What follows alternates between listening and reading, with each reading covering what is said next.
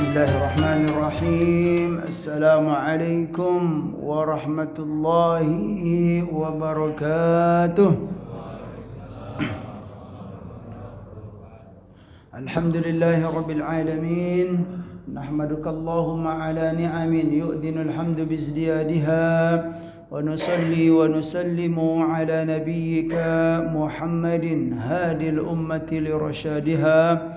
وعلى آله وصحبه ما قامت التروس والسطور لعيون الألفاظ مقام بياضها وسوادها وأشهد أن لا إله إلا الله وحده لا شريك له وأشهد أن سيدنا محمدا عبده ورسوله لا نبي بعد اللهم صل وسلم وبارك على نبينا محمد وعلى آله وصحبه أجمعين أما بعد فقال الله تعالى في القرآن الكريم أعوذ بالله من الشيطان الرجيم بسم الله الرحمن الرحيم قل إن كنتم تحبون الله فاتبعوني يحببكم الله ويغفر لكم ذنوبكم صدق الله العظيم. Jamaah salat subuh yang dimuliakan oleh Allah Subhanahu wa taala, mari kita meningkatkan ketakwaan dan rasa syukur kehadiran Allah Subhanahu wa taala atas nikmat-nikmat yang telah dikaruniakannya kepada kita, kepada kedua orang tua kita dan kepada seluruh hamba yang kita sayangi dalam hidup ini. Wa atakum min kulli ma sa'altumuhu wa in ta'uddu ni'matallahi la tuhsuha innal insana la zalumun kafar. Salawat dan salam semoga selalu disampaikan oleh Allah melalui lisan kita masing-masing kepada baginda Nabi Muhammad sallallahu alaihi wasallam.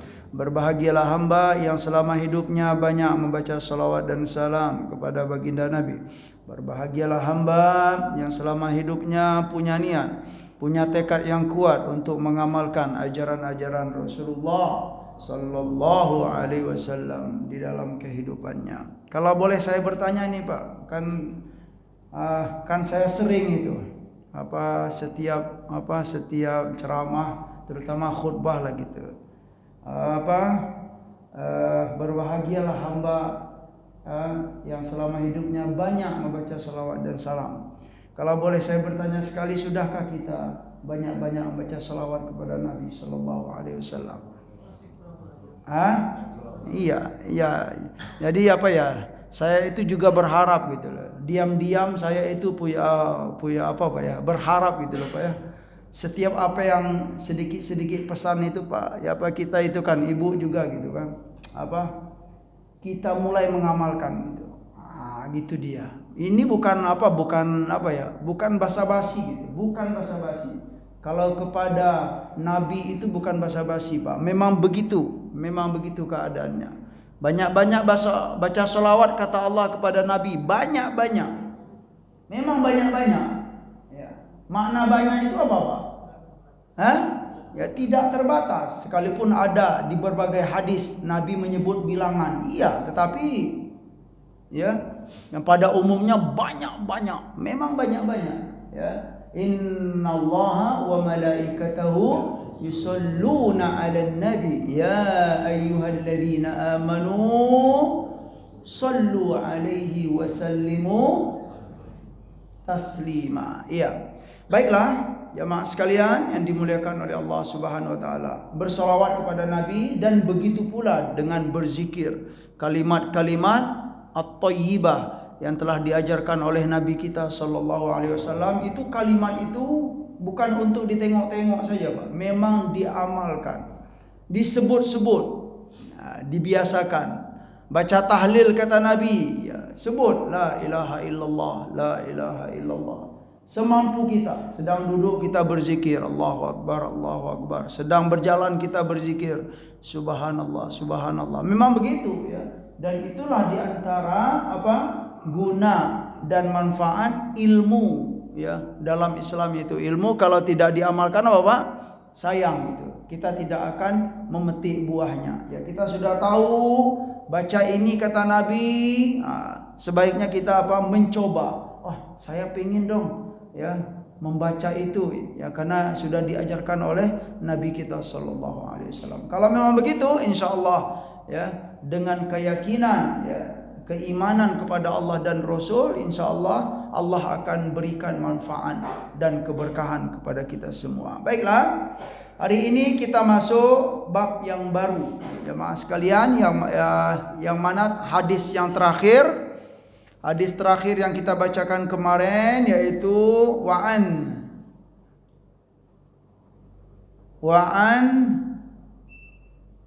Aisyah radhiyallahu anha qalat kana Rasulullah sallallahu alaihi wasallam idza fatathu as-salatu min al-lail min waja'in aw ghairihi shalla bin nahari thantai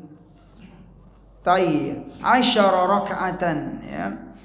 Ini riwayat dari Sayyidah Aisyah radhiyallahu anha, qalat, beliau berkata, kana Rasulullah sallallahu alaihi wasallam, adalah Rasul sallallahu alaihi wasallam, idza fatathu sholatu minal lail, apabila solat itu terlewat, ya, solat malam terutama Pak, ya, ini Pak, minal lail. Jadi kalau Rasulullah sallallahu alaihi wasallam kelewatan solat malam atau terlewatkan, ya, mungkin itu dari apa? Min waja'in au ghairi dalika, dari mungkin sakit, ya. Waja'un itu adalah sakit atau badan kurang enak. Nabi begitu, kalau kecapean Nabi atau badan kurang enak atau dengan hal-hal yang lain, pahala yang lain, Nabi kita sallallahu alaihi wasallam shalla bin nahari, beliau mengqadha salat malam itu sebanyak berapa kalau dalam hadis ini Pak? Sebanyak 12 rakaat diqadha oleh Nabi kita sallallahu alaihi wasallam. Ya, kalau kita mungkin paling, ya, apa Pak, mengqadha 2 rakaat, ya. Itu pun syukur alhamdulillah kalau mau mengqadha. Tapi perkara qadha ini sudah saya sampaikan sebelumnya, sebagai pengingat saja, dianjurkan untuk mengqadha salat malam itu memang terutama bagi hamba-hamba yang sudah istiqomah Pak, yang sudah terbiasa sekali salat malam, ya Pak, ya, jarang sekali meninggalkan salat malam, tahu-tahu ketiduran. Itu apa? Sangat dianjurkan untuk mengqadha, ya. Gunanya apa? Gunanya untuk menjaga keistiqomahan kita. Itu gunanya Pak, agar tidak putus. Terus kalau bagaimana kalau kita yang jarang-jarang misalnya, ya, ada hamba Allah yang jarang-jarang sholat malam gitu kan, kemudian sekali-kali beliau mengqadha, ya nggak apa-apa, cuman apa ya, apa yang mau, apa istilahnya, ya, yang jarang-jarang sholat malam kemudian mengqadha sholat malam, apa istilahnya, kurang itu dia, apa istilahnya, gunanya untuk apa gitu loh. Sedangkan mengqadha itu untuk menjaga apa Pak?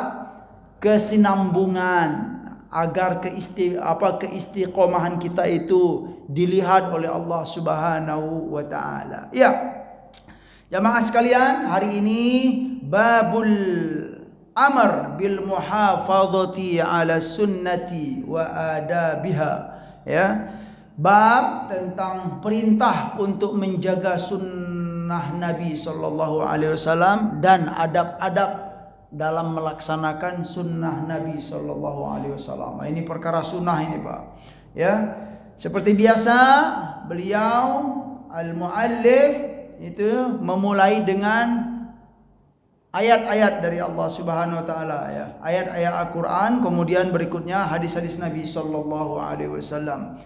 Ayat yang dinukil oleh Al-Imam An-Nawawi tentang bab ini, ya, perintah untuk menjaga al-muhafadzah, menjaga ala sunnati, menjaga sunnah-sunnah Nabi, dan adab-adab mengamalkan sunnah itu bagaimana. Wah, ini luas sekali bahasanya. Baik, bismillahirrahmanirrahim. Qala Allah Ta'ala, yang pertama beliau mengutip dalam surat Al-Hasyr, wa ma atakumur rasulu fakhuduhu wa ma nahakum anhu fantahu. Itu ayat yang pertama, wa ma atakumur rasulu fakhuduhu wa ma nahahu anhu fantahu, ya. Artinya apa-apa yang telah dibawa, ya, oleh Nabi atau yang dicontohkan oleh Nabi Rasul sallallahu alaihi wasallam, fakhuduhu, maka ambillah. Gitu. Maksud ambil itu apa Pak? Tirulah, gitu ya. Amalkanlah apa-apa yang dicontohkan atakumur rasul, atau apa yang dibawa oleh Nabi sallallahu alaihi wasallam, maka ambillah. Ya, contohlah, lakukanlah. Wa ma nahakum anhu, dan apa-apa yang telah nahakum, ya, melarang, ya, dari melakukannya, kata Allah Subhanahu wa taala, fantahu, maka hindarilah. Ini secara umum jamaah sekalian. Apa yang dilakukan oleh Nabi ternyata apa? Kita diperintahkan untuk melakukan, ya. Apa yang dilarang oleh Nabi, kita dianjurkan atau diperintahkan untuk menjauhi. Itu secara umum jamaah sekalian. Nah, dari sini juga ya kita dapat apa ya? Sebuah pemahaman sangatlah wajar dalam Islam itu, ya, perbuatan perkataan Nabi, perbuatan Nabi, bahkan diamnya Nabi itu Pak terhadap suatu perkara itu menjadi landasan hukum. Masya Allah, hebatnya Rasulullah Sallallahu Alaihi Wasallam. Kira-kira ada nggak ya, hamba ya, selain Rasulullah yang begitu Pak? Apalagi zaman sekarang, ya, perkataan beliau itu ngomong dikit dijadikan sebagai hukum. Nggak ada Pak. Ya, bahkan istilahnya perbuatan, jangankan ngomong, gerak-gerik Nabi itu Pak, itu dijadikan sebagai landasan hukum. Ini mana itunya, sumber hukumnya? Itu tuh ada hadis Nabi melakukan begini misalnya, Nabi bergerak begini, dikit saja itu dijadikan sebagai sumber hukum dalam Islam. Subhanallah, Rasulullah. Bukan hanya perkataan, bukan hanya perbuatan, bukan hanya perkataan, bukan hanya perbuatan. Diamnya Nabi terhadap sebuah perkara misalnya, ditanya gitu kan, boleh nggak Nabi ini begini? Nabi diam aja. Wah, Nabi diam itu apa artinya gitu kan? Kan bertanya-tanya. Itu dijadikan sebagai sumber hukum dalam al-Islam. Begitu hebatnya Rasulullah Sallallahu Alaihi Wasallam. Makanya Rasul ya, dan para Rasul-Rasul yang lain itu memang dalam Islam ya, itu kalau bahasa kitanya sudah garis merah Pak. Ibu ya, dalam Islam itu Nabi dan Rasul itu sebagai apa ya? Ya kalau istilah dalam bahasa Arabnya itu al-khattul ahmar, garis merah. Nggak boleh nggak boleh dinodai gitu ya. Nggak boleh disinggung-singgung baik dengan bahasa sindiran atau apa. Itu kalau sudah Nabi dan Rasul ya. Hati-hati kita ya. Jangankan para Nabi dan Rasul, ya, terutama dalam Islam, kita dalam Islam, sahabat Nabi saja Sallallahu Alaihi Wasallam, ya, kita nyinggung dengan bahasa-bahasa sindiran, tetapi kelihatannya agak meremehkan gitu kan? Itu nggak boleh, ya, meremehkan sahabat Nabi Sallallahu Alaihi Wasallam, apalagi Nabi ya Sallallahu Alaihi Wasallam. Wa ma atakumur rasulu fakhuduhu wa ma nahakum anhu fantahu. Ini secara umum ya mak sekalian. Jadi Al-Quran itu kalau kita perhatikan, dia perintah-perintah Allah atau pesan-pesan Allah yang ada dalam Al-Quran itu memang kebanyakan bersifat global dulu. Nah, detailnya dari mana kita tahu nanti? Dari hadis-hadis Nabi Sallallahu Alaihi Wasallam, kemudian dari pemahaman para ulama dari hadis-hadis Nabi, itu detail. Nah, detail inilah terkadang ya menimbulkan berbagai istilahnya penjelasan dan tafsir. Nah, detailnya itu loh Pak. Tapi secara umum kita setuju, apa yang dibawa oleh Nabi semuanya kita lakukan, gitu loh Pak. Dan apa yang dilarang oleh Nabi semuanya kita tinggalkan, itu secara umum. Tapi detailnya perlu pembahasan. Nah, gitu loh. Nah, ini ya, disinilah perlunya menuntut ilmu ya, thalabul ilmi atau majlis at-ta'lim dalam Islam, bermajlis. Contoh sederhana, saya singgung aja ya. Kalau memang semua yang dilakukan oleh Nabi misalnya kita lakukan ya Pak ya, apa yang dicontohkan oleh Nabi semuanya kita lakukan. Nah, iya secara umum kita mengakui ini, tapi dalam prakteknya bukan begitu juga, Pak. Contoh, Pak. Nabi berapa istri? Itu dia contohnya gitu kan. Wah, itu Nabi itu 9 tuh Pak Ustadz gitu. Ini firman Allah ini gitu kan, wa ma atakumur rasul fakhuduhu wa ma nahakum anhu fantahu. Boleh dong kita, ya kan? Bukan begitu, Pak ya. Contoh, Nabi misalnya, Nabi SAW ya, kalau kita ya Pak, Nabi itu kalau menikah diperbolehkan ya Pak, tanpa mahar, ya Pak. Nah, kita boleh enggak? Kita enggak. Itu khusus ya, keistimewaan bagi Rasulullah SAW. Banyak hal-hal yang lain, dan itu semuanya ada dalam sunnah, dalam kajian hadis-hadis Nabi SAW. Kita kalau semakin ya banyak mengkaji hadis Nabi, itu akan jelas sekali. Oh, ternyata iya ya. Tidak semuanya pula gitu kan untuk kita lakukan. Ada yang khusus untuk Nabi, ada yang khusus untuk Nabi, dan juga diperbolehkan untuk kita. Ada pembagian-pembagiannya. Tapi memang secara umum kita harus mengakui ya, apa yang dibawa oleh Nabi itu ambillah, kata Allah Subhanahu wa taala. Wa ma atakumur rasulu fakhuduhu wa ma nahakum anhu fantahu. Ya, kenapa? Jangan banyak jangan banyak bertanya kenapanya, Pak. Kalau dari firman Allah kita meyakini ya, ikuti sajalah, karena itu sudah perintah dari Allah Subhanahu wa taala. Dan kita meyakini pasti setiap perintah Allah Subhanahu wa taala itu pasti ada kebaikan di dalamnya. Dan setiap larangan Allah Subhanahu wa taala pasti di baliknya ada keburukan. Itu hikmah ya. Baik kita sudah menemukan ya kebaikan itu atau belum. Jangan banyak bertanya ya. Dalam perkara ini apa perintah Allah, kenapa kita puasa gitu kan? Gitu lah. Iya, kalau istilahnya dikaji-kaji atau dianalisa boleh saja gitu kan. Puasa itu sehat dan itu terbukti ya. Tetapi itu bukan kajian yang yang utama. Ya, yang jelas itu perintah Allah. Kemudian kita meyakini setiap perintah Allah itu adalah sebuah ketaatan kalau kita melakukannya, dan setiap perintah Allah itu pasti ada kebaikan di dalamnya. Kenapa kita sholat gitu dalam Islam? Ya, lakukan karena itu adalah perintah. Kalaupun ada ya analisa-analisa sholat itu menenangkan jiwa, itu boleh saja, tetapi itu bukan hal yang utama ya. Taat dulu, itu yang penting ya. Melakukan sebuah perintah, lakukanlah ya, karena ini adalah perintah dari Allah dan perintah dari Rasulullah SAW, kita melakukan. Adapun kebaikan-kebaikan yang kita rasakan ya dalam melakukan perintah itu adalah sebuah bonus ya, kehendak dari Allah Subhanahu wa taala. Wa ma atakumur rasulu fakhuduhu wa ma nahakum anhu fantahu. Itu dalam surat Al-Hasyr, silakan lihat. Wa qala ta'ala ya, ayat yang kedua beliau mengutip dalam surat An-Najm.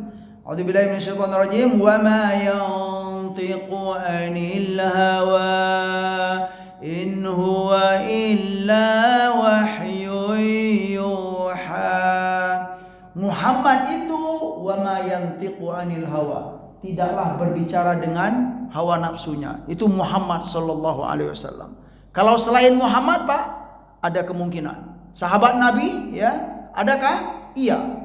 Sahabat Nabi itu bukan para nabi dan rasul, tapi kalau Muhammadun sallallahu alaihi wasallam tidak pernah berbicara dengan hawa nafsunya, ya. Apa yang disampaikan oleh Nabi itu, Pak, bukan dari diri beliau. Itu kesimpulannya dari Allah. In huwa illa wahyu yuha. Ya. Kecuali kata Allah Subhanahu wa taala ya, apa yang disampaikan oleh Rasul itu adalah wahyu dari Allah. Yuha itu yang diwahyukan. Wahyu yuha. Jadi apa yang dilakukan semua perkataan dan perbuatan Rasulullah SAW itu adalah wahyu dari Allah, bukan dari dari diri beliau. Dari itu ya, dalam Islam semuanya ya bermanfaat. Ada hikmah yang disampaikan oleh Nabi kita, yang dilakukan oleh Nabi kita sallallahu alaihi wasallam.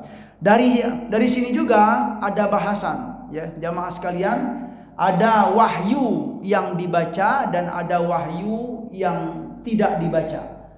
Wahyu yang dibaca itu, ya, wahyun matlu, itu adalah Al-Qur'an, dan yang tidak dibaca secara seperti Al-Quran itulah yang dimaksud dengan sunnah Nabi Sallallahu Alaihi Wasallam. Jadi kalau ada yang bertanya, sunnah Nabi itu termasuk wahyu kah? Iya. Jadi hadis-hadis Nabi itu juga wahyu, Pak.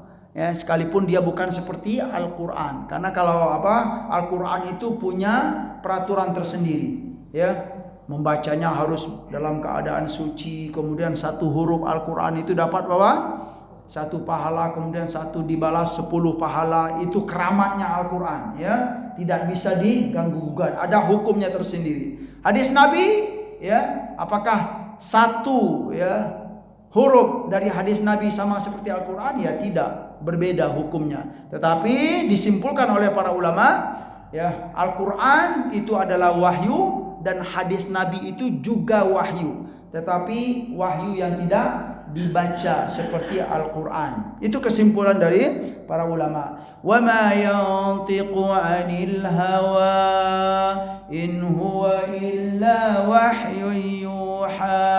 Karena semua perkataan dan perbuatan Rasul itu adalah wahyu, dan ia terbukti gitu di dalam kehidupan, Pak, ya.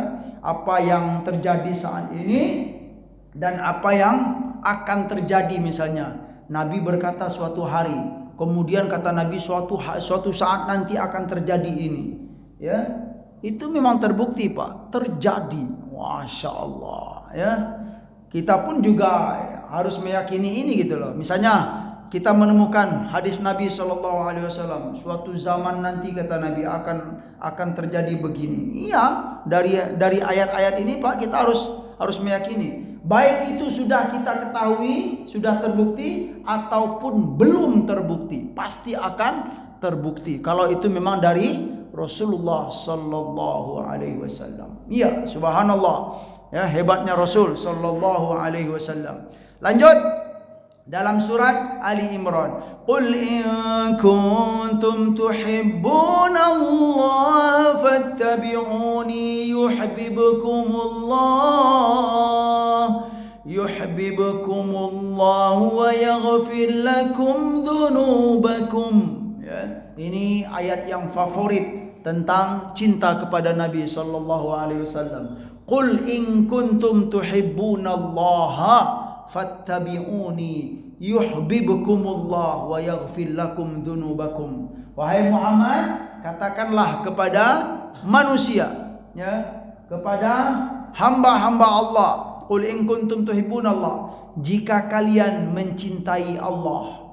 Ini syaratnya, Pak. Jika kalian mencintai Allah, fattabi'uni, maka ikutilah aku, kata Nabi sallallahu alaihi wasallam. Dengan mengikuti aku, yuhibbukumullah, maka Allah akan mencintai kalian. Allah akan cinta kepada kalian dengan apa? Mengikuti Rasul sallallahu alaihi wasallam. Jadi apa ya? Cinta kepada Allah itu ternyata apa, Pak? Bersyarat kalau bahasa kitanya, ya. Tergantung, ya. Seorang hamba ngaku cinta kepada Allah tetapi tidak cinta kepada Rasul, enggak boleh. Harus cinta kepada Rasul, ya. Bukti orang cinta kepada Allah itu apa, Pak? Cinta kepada Rasul sallallahu alaihi wasallam. Tidak diakui cinta seseorang kepada Allah kalau dia tidak mengikuti Rasul sallallahu alaihi wasallam.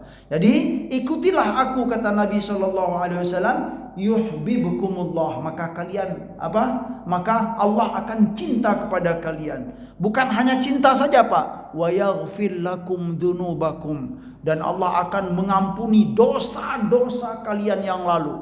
Ini mungkin contoh realnya bagi para sahabat-sahabat Nabi, ya, yang sebelum masuk Islam misalnya. Gitu loh, Pak. Sebelum masuk Islam kan para sahabat itu berasal dari berbagai itu, ya, Pak, ya, berbagai latar belakang dan background. Dan sahabat Nabi itu kalau kita melihat dari sejarah bukan orang Arab saja. Ya, ini sebagai bukti bahwa kalau sebagai penjelas juga. Mungkin sebagian kita mengatakan Islam itu dari Arab itu gitu kan. Kita kan bukan orang Arab gitu kan. Ternyata tidak, Islam itu bukan untuk orang Arab ya. Dan itu terbukti bahwa sahabat Nabi itu bukan orang Arab semua. Ada yang dari Persia, ya Pak ya. Ada yang dari Afrika, ya. Ada yang dari Romawi sana, orang-orang bule. Nah, kalau bahasa kita zaman sekarang ini, sahabat Nabi itu ada berasal dari orang bule, Pak. Nah, gitu dia ya. Siapa contohnya? Ya seperti Suhaib, ya Suhaib Ar-Rumi, ya radhiyallahu anhu. Banyak sekali sahabat-sahabat Nabi yang bukan berasal dari orang Arab, tapi orang Barat. Ada sahabat Nabi SAW, badannya putih, hidungnya gitu. Wah, ini sebagai bukti bahwa Islam itu bukan perkara Arab atau tidak, Pak. Ya, Islam itu adalah apa? Ajaran rahmatan lil alamin, untuk semua alam. Ya, dia apa ya? Risalah dari Allah Subhanahu wa taala untuk semua manusia. Yuhibbukumullah wa yaghfir lakum dzunubakum. Ya, kalau kalian mengikutiku, kata Nabi, Allah akan cinta kepada kalian dan mengampuni dosa-dosa kalian semuanya. Ya, sebesar apapun dosa kalian sebelum Islam dahulu, dengan masuk Islam itu gugur semuanya. Kemudian mengikuti Rasulullah sallallahu alaihi wasallam. Subhanallah. Ya, ada baiknya kita membacakan semua ayat di sini. Memang beliau lumayan banyak ya mengutip hadis firman Allah Subhanahu wa taala. Berikut dalam surat Al-Ahzab, laqad kana lakum fi rasulillahi uswatun hasanatun liman kana yarjullaha wal yawmal akhir. Ya, laqad kana lakum, sungguh ya bagi kalian itu, fi rasulillahi, dalam diri Rasul, dalam jiwa Rasul, dalam kepribadian Rasul sallallahu alaihi wasallam. Kalian itu memiliki uswatun hasanatun. Uswah itu suri tauladan yang baik. Liman kana yarjullaha wal yaumal akhirah, bagi orang-orang yang berharap untuk bertemu dengan Sang Khalik, ya, dan beriman kepada hari akhir. Orang-orang yang beriman kepada Allah, yang berharap bertemu dengan Sang Khaliknya, dan mereka beriman kepada hari akhir, maka yang dijadikan sebagai idola itu siapa? Rasulullah sallallahu alaihi wasallam. Itu contoh yang terbaik dalam kehidupan kita. Wa qala ta'ala dalam surat An-Nisa, fala wa rabbika la yu'minuna hatta yuhakkimuka fima shajara bainahum thumma la yajidu fi anfusihim harajan mimma qadait thumma la yajidu fi anfusihim harajan mimma qadaita wa yusallimu taslima. Ini ayat ya, maka demi Allah ya, mereka tidaklah beriman dengan keimanan yang hakiki ya, hakikatul iman. Sampai kapan? Sampai kapan kita diakui beriman yang hakiki ya mas sekalian? Hatta yuhakkimuka fima syajara bainahum, sampai mereka itu orang-orang yang beriman yuhakkimuka, menjadikan kamu wahai Muhammad sebagai hakim, Pak, tahkim. Yuhakkimuka terhadap apa? Perkara-perkara yang mereka perselisihkan, fima syajara bainahum, atau perkara-perkara yang mereka masih ragu terhadap perkara itu. Mereka mau dan siap dan bersedia dan senang untuk menjadikan kamu wahai Muhammad sebagai hakim. Hakim itu apa ya kalau bahasa kitanya, Pak? Penentu perkara. Yuhakkimuka fima syajara bainahum. Kalau ada permasalahan nih, ya. Beginilah gambaran para sahabat ya. Kalau ada masalah, mereka kembali ke siapa? Ke Rasul sallallahu alaihi wasallam. Itu bukti dari keimanan yang hakiki. Dan Thumma, kemudian la yajidu fi anfusihim harajan ya mimma qadaita, setelah Kamu wahai Muhammad, kata Allah Subhanahu wa taala, menghakimi mereka ya dalam suatu perkara setelah diputuskan ya, setelah kamu istilahnya memutuskan sebuah perkara, mereka pun tidak ada rasa harajan itu keberatan terhadap keputusan Rasulullah SAW. Tidak ada ya dalam jiwa mereka dan hati mereka itu keberatan atau kesempitan untuk menerima menerima keputusan darimu wahai Muhammad. Wa yusallimu taslima, dan mereka berserah terhadap apa yang telah engkau putuskan dari setiap perkara-perkara yang mereka pertanyakan. Berarti ini salah satu bukti kecintaan dan keimanan yang hakiki bagi setiap hamba yang mengaku beriman kepada Allah dan Rasulnya. Berikut juga ada dalam surat An-Nisa, fa'in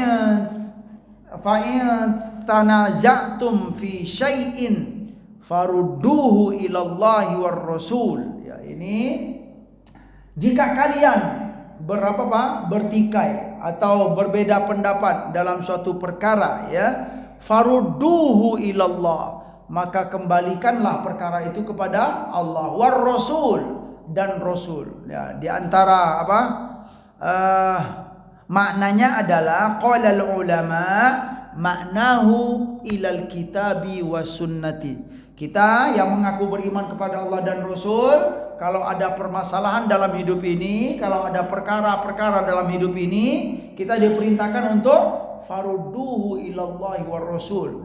Maka kita dianjurkan untuk merujuk kepada Al-Quran, ilallah, Al-Quran, war rasul, hadis-hadis Nabi, sunnah-sunnah Nabi SAW.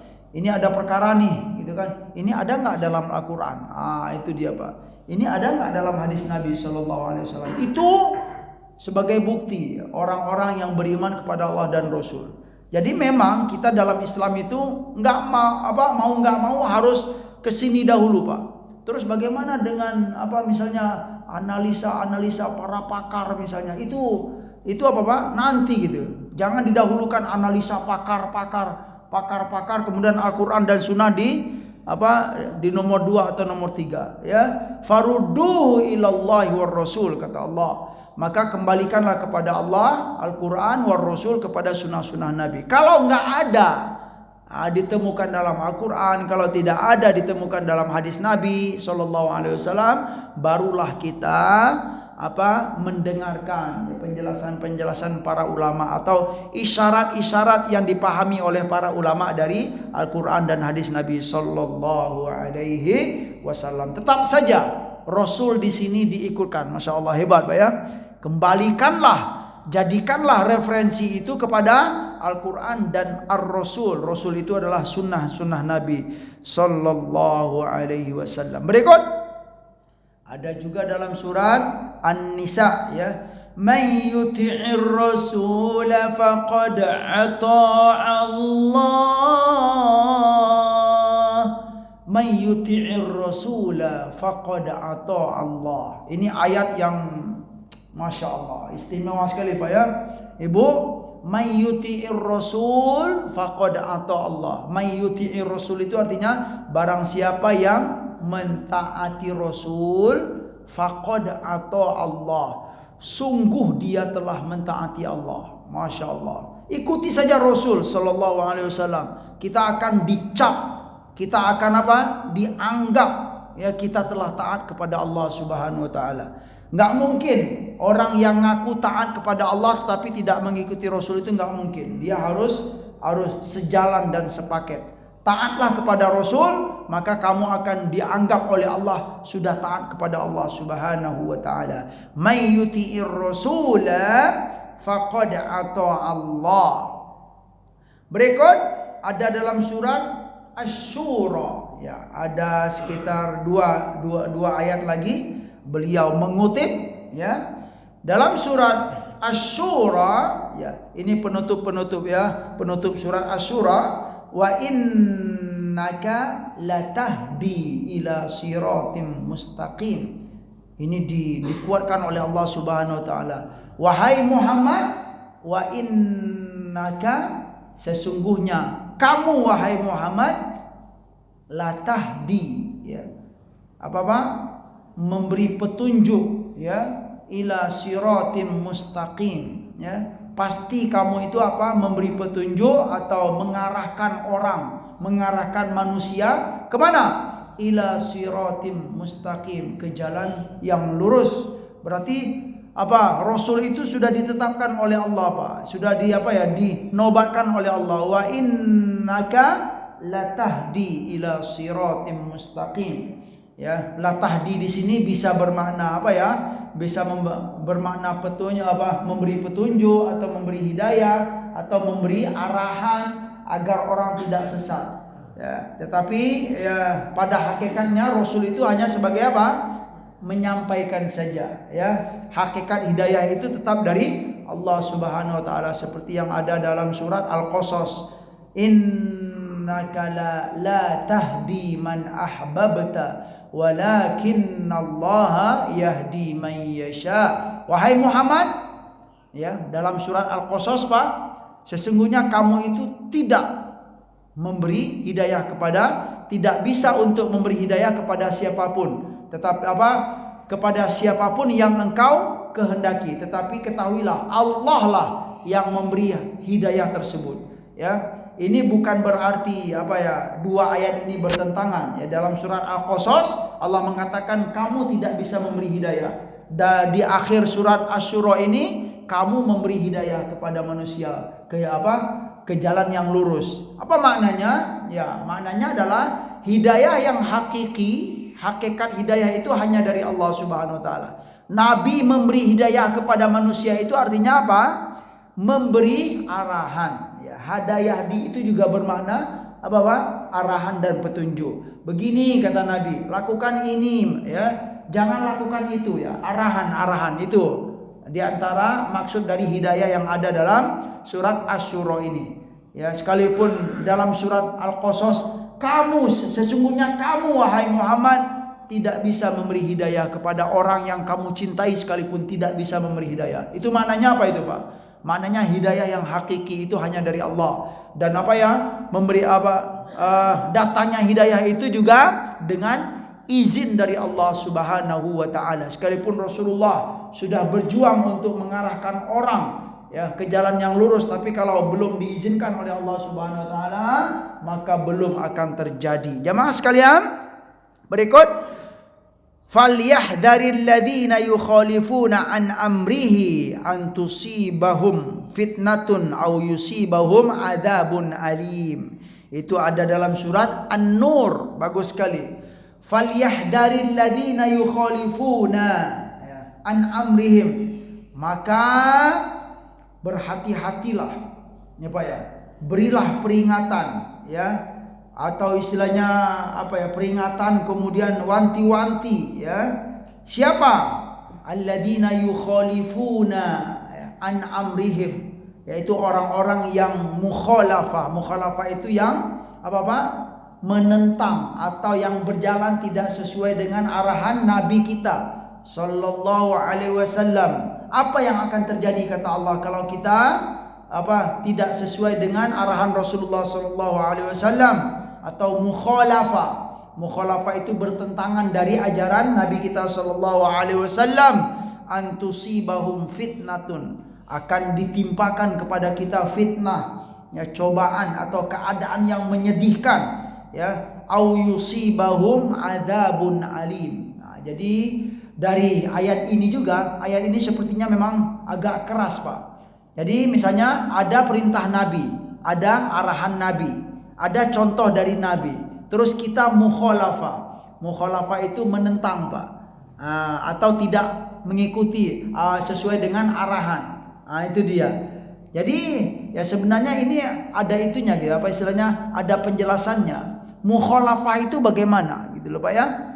Tidak apakah mukhalafah itu menentang ajaran Rasul atau mukhalafah itu tidak sama dengan Rasul, ya Pak, ya. Ini perlu dijelaskan, ya. Nggak boleh juga kita samakan semuanya makna mukhalafah yang terlarang itu, ya kan. Ya, jangan sampai pokoknya kalau tidak sama dengan Rasul maka itu tercela semuanya. Ya, ternyata itu perlu diperjelas ya. Yang tercela itu kira-kira bagaimana Pak Ibu untuk sunnah ini? Bisa kita simpulkan yang tercela dan terlarang itu apa? Kita itu menentang. Makna mukhalafah itu adalah memang menentang, mengingkari, menentang atau membenci sunnah Nabi. Itu baru terlarang.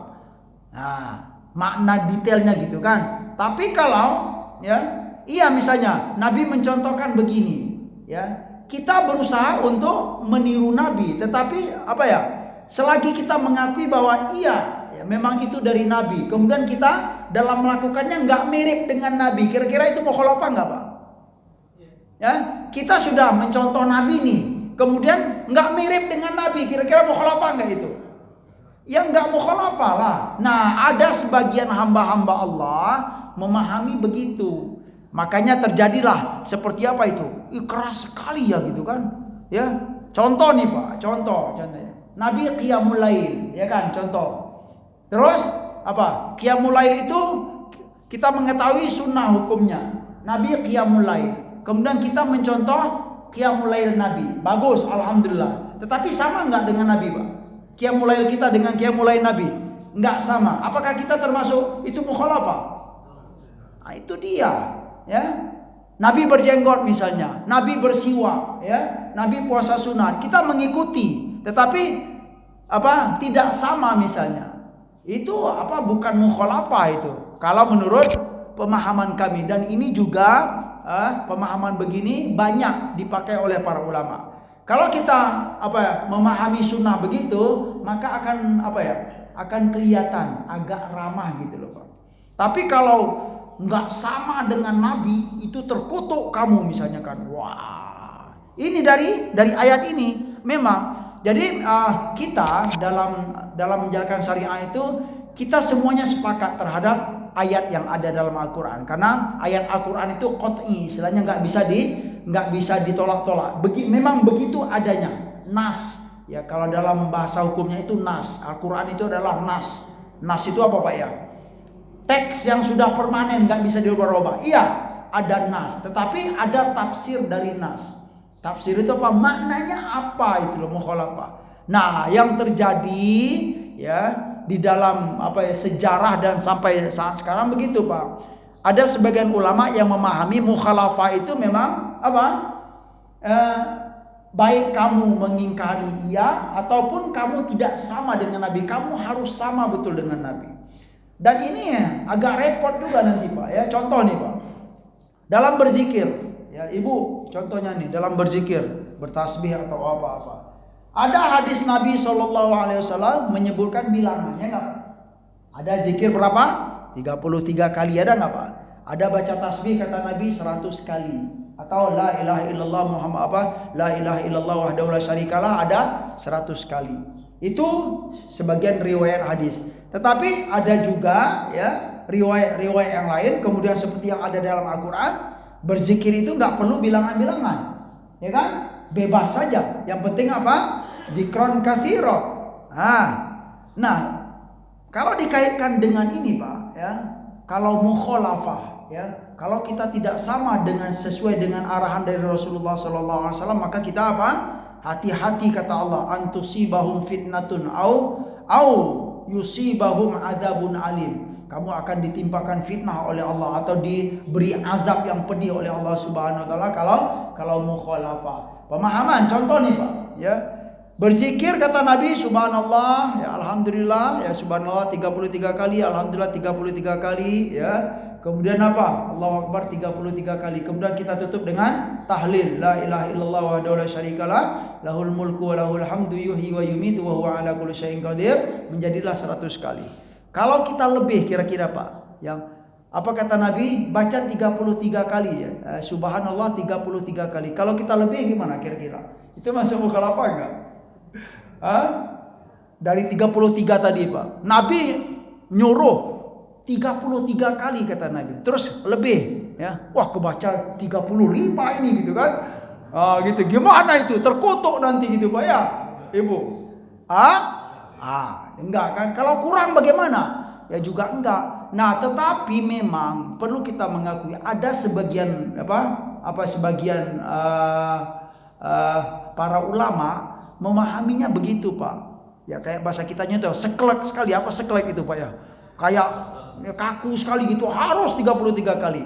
Nah, dari itu ya kita nggak bisa memungkiri juga, Pak. Silakan saja ya untuk punya pemahaman begitu. Tetapi siap-siap nanti akan biasanya agak merasa gitu loh, kaku sekali agama ini gitu kan. Dengan lebih baca tasbih misalnya 33 kali kata Nabi, kemudian kita lebih ya jadi 35. Dikaitkan dengan ayat ini, itu tuh kamu dapat sisaan dari Allah misalnya.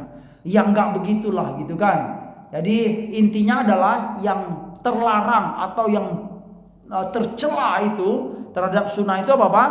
Kita mengingkari sunnah. Kita tidak senang dengan sunnah Nabi. Itu yang tercela. Kita sepakat ini ya. Sepakat ini. Kemudian kita menolak apa itu sunnah. Nah, itulah hamba yang beginilah yang cocok dan yang layak untuk dapat fitnah dari Allah dan dapat siksaan dari Allah Subhanahu wa taala. Tapi kalau selagi ya itu sunnah, kemudian kita mengakui itu, kemudian kita juga melakukan, tetapi tidak sesempurna Nabi SAW, insya Allah kita meyakini enggak mukhalafah lah itu, insya Allah akan dimaafkan oleh Allah. Kita akan tetap saja akan dicintai oleh Allah selagi kita mengakui itu adalah sunnah Nabi SAW. Inilah jamaah sekalian ya. Sedikit saya itu perlu dari ayat-ayat ini juga, dan itu terbukti memang ada ya di masa Rasulullah SAW ya yang dilakukan oleh para sahabat, dan ini ada dalam kitab Al-Adhkarnya Imam An-Nawawi juga ya.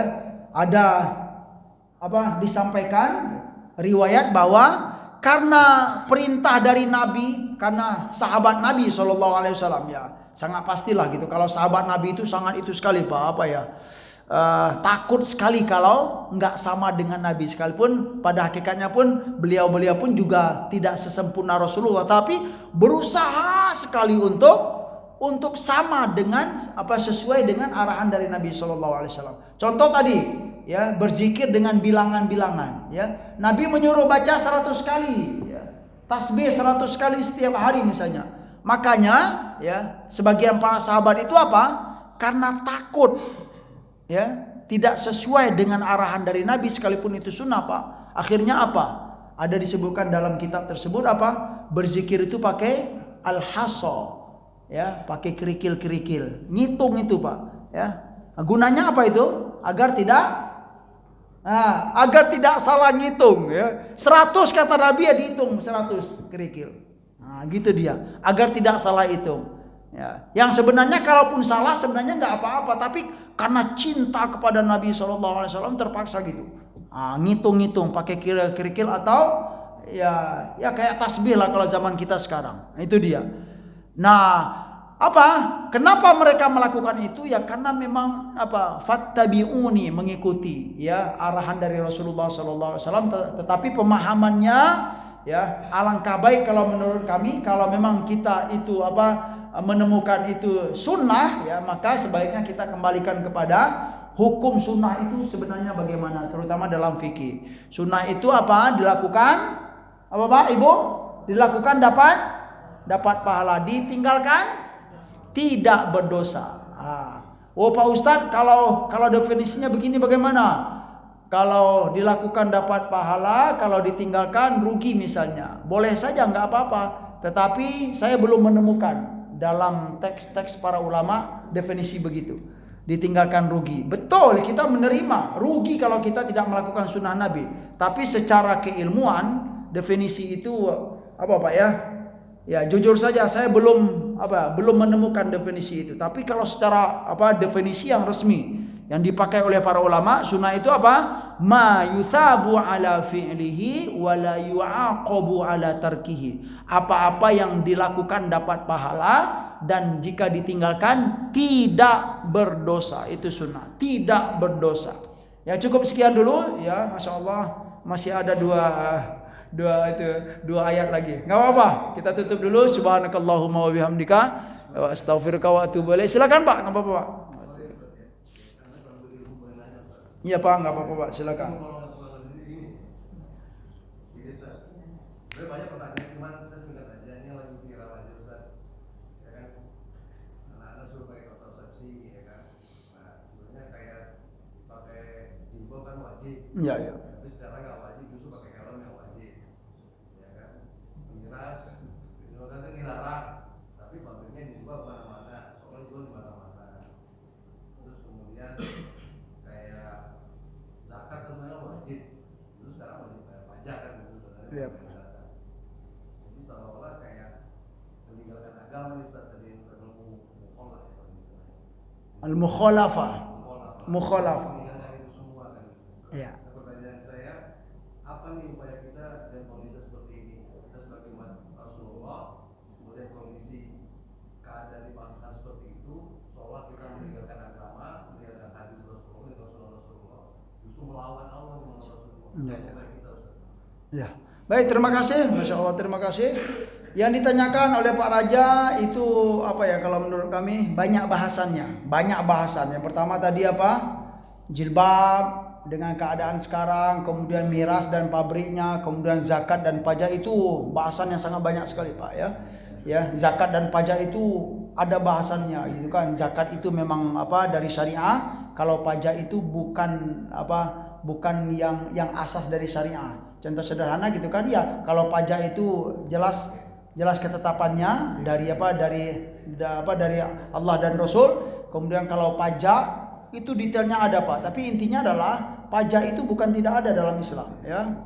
Mungkin ini jamaah pernah mendengar ya, sebagian KAI mengatakan pajak itu nggak ada dalam Islam itu gitu. Padahal itu pajak itu Pak, itu adalah ide dari Sayyidina Umar bin Khattab radhiyallahu anhu.